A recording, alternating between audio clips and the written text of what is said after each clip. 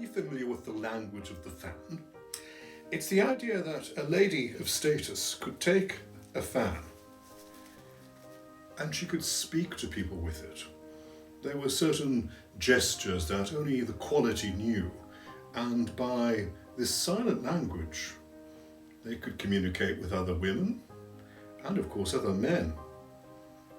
But is it true, or is it all made up? Well, let's look at some examples. Closing the fan and opening it means you are cruel. With the closed fan touched onto your right cheek, it means yes. Left cheek, no.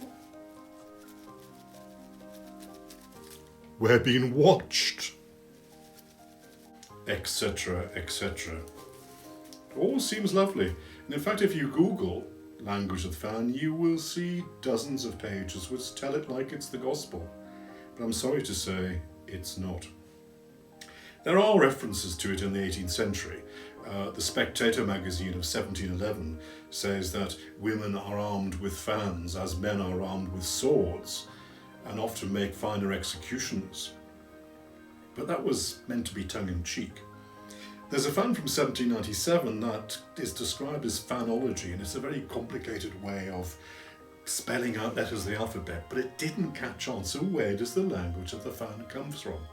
Well, it comes from a French family called de Valeroy, and they were fan makers founded in 1827. They opened a branch in London, which was run by the Sun, and the Sun produced a brochure which contained the language of the fan.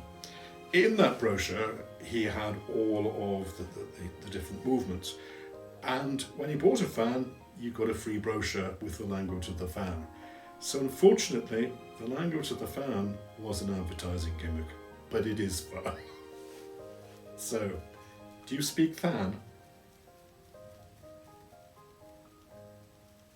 If you've enjoyed this, why not subscribe to my YouTube channel?